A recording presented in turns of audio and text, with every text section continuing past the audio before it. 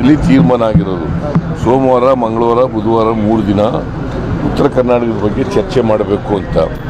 ಅವರು ಯಾವ subject rice ಮಾಡ್ತಾರೆ ಅಂತ ಹೇಳೋಕ್ಕಾಗಲ್ಲ. ವಿರೋಧ ಪಕ್ಷದವರು ವಕ್ಫ್ ಬಗ್ಗೆ ಇನ್ನೂ ಉತ್ತರ ಕೊಟ್ಟಿಲ್ಲ ಸರ್ಕಾರದಿಂದ, ಮತ್ತು ಅದು ಚರ್ಚೆನೂ ಮುಗ್ದಿಲ್ಲ. ಅದು ಅದನ್ನು ತಗೋತಾರೋ ಇಲ್ಲ ಉತ್ತರ ಕರ್ನಾಟಕ ತಗೋತಾರೋ ಗೊತ್ತಿಲ್ಲ ನನಗೆ. ಗೌರ್ಮೆಂಟ್ ಈಸ್ ರೆಡಿ, ಉತ್ತರ ಕರ್ನಾಟಕ ಚರ್ಚೆಗೂ ರೆಡಿ ಇದೆ, ಉತ್ತರ ಕೊಡೋಕ್ಕೂ ರೆಡಿ ಇದೆ. ಸರ್, ಮಾಣಿಪಾಡಿ ವಿರುದ್ಧ ಏನು ಆರೋಪ ಮಾಡಿದ್ರೆ ಅದು ಸುಳ್ಳಿದೆ ಅಂತ ಸ್ವತಃ ಮಾಣಿಪಾಡಿ ಅವರೇ ಹೇಳುವಂಥದ್ದು ಸರ್. ವಿಜೇಂದ್ರ ವಿರುದ್ಧ ಆರೋಪ ಮಾಡಿರೋದು ಸರ್.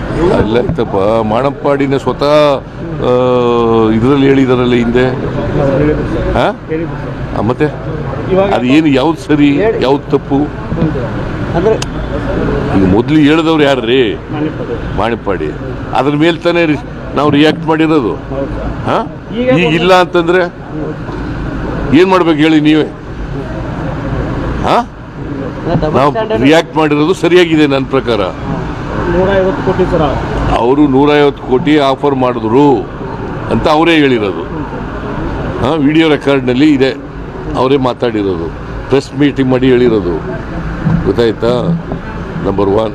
ನಂಬರ್ 2, ಈಗ ಇಲ್ಲ ಅಂತ ಹೇಳ್ತಾ ಇದ್ದಾರೆ ಆಫ್ಟರ್ ಮೆನಿ ಇಯರ್ಸ್. ಏನು ಮಾಡ್ಬೇಕು ಹೇಳಿ, ನೀವೇ ಹೇಳ್ಬೇಕು ಏನು ಮಾಡ್ಬೇಕು. ಸರ್, ಜೋಶಿ ಅವರಿಗೆ ಆರೋಪ ಸರಿ ಇದೆ ಏನು ನಿನ್ನೆ ಇವರು ಹೇಳಿದ್ದಾರೆ ಸರ್. ಅವರು ಮಾಣಿಪಾಡಿ ಅವರು ಜೋಶಿ ಅವರು ಹೇಳಿದ್ದಾರೆ ಸ್ವಾಮೀಜಿಗಳು ಕ್ಷಮೆ ಕೇಳಬೇಕಂತಿದ್ದಾರೆ. ಪಂಚಮಸಾಲಿ ಹೋರಾಟಕ್ಕೆ ಸಂಬಂಧಪಟ್ಟಂಗೆ ತಾವು ಕ್ಷಮೆ ಕೇಳಬೇಕು, ಪಂಚಮಸಾಲಿ ಸಮಾಜಕ್ಕೆ ತಾವು ಅನ್ಯಾಯ ಮಾಡ್ತಿದ್ದಾರೆ ಅನ್ನೋ ಒಂದು ಆರೋಪ ಮಾಡ್ತಿದ್ದಾರೆ. ಅನುಮತಿನೂ ಕೂಡ ಕೊಟ್ಟಿಲ್ಲ. ಅವ್ರು ಯಾಕೆ ಮಾಡ್ತಿಲ್ಲ? ಜೋಶಿ ಇದ್ದಾಗ ಜೋಶಿ ಅವ್ರು ಯಾಕ್ರಿ ಮಾಡಲಿಲ್ಲ? ಅಲ್ಲ, ಜೋಶಿ ಅವ್ರು ಯಾಕೆ ಇತ್ಯರ್ಥ ಮಾಡಲಿಲ್ಲಪ್ಪ? ಯಾರು ಕ್ಷಮೆ ಕೇಳಬೇಕಾಗಿರೋರು? ಯಾರು ಇತ್ಯರ್ಥ ಮಾಡಲಿಲ್ಲ ಅವ್ರು ಕ್ಷಮೆ ಕೇಳು. ಸಿಬಿಐ ಏನಾದರೂ ಗೊತ್ತಿಲ್ಲ ಸರ್ ಮಾಣಿಪಾಡಿ? ಇಲ್ಲಪ್ಪ, ಈಗ ಅವ್ರು ಹೇಳಿದ್ದಾರೆ, ನೋಡೋಣ. ಈಗ ಅದನ್ನು ಪ್ರಸ್ತಾಪ ಚರ್ಚೆ ಮಾಡಿ. ಇದು ಈ ಕ್ಷಣದ ಸುದ್ದಿ. ಹೆಚ್ಚಿನ ಸುದ್ದಿಗಳಿಗಾಗಿ ಸುವರ್ಣ ಜನನಿ ನ್ಯೂಸ್ ಚಾನೆಲ್ ಅನ್ನ ಲೈಕ್ ಮಾಡಿ, ಶೇರ್ ಮಾಡಿ, ಸಬ್ಸ್ಕ್ರೈಬ್ ಮಾಡಿ ಹಾಗೂ ಕಮೆಂಟ್ ಮಾಡುವುದನ್ನ ಮರಿಬೇಡಿ.